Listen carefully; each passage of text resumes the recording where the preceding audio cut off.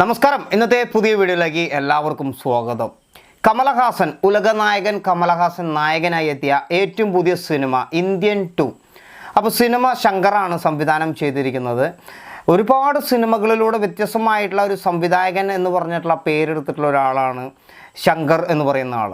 അപ്പോൾ ഇദ്ദേഹത്തിൻ്റെ ഈ ഒരു സിനിമ ഇന്ത്യൻ എന്ന് പറയുന്ന ഒരുപാട് വർഷം മുന്നേ ഇറങ്ങിയിട്ടുള്ള 1996 തോന്നുന്ന ഒരു സിനിമ ഇറങ്ങിയത്.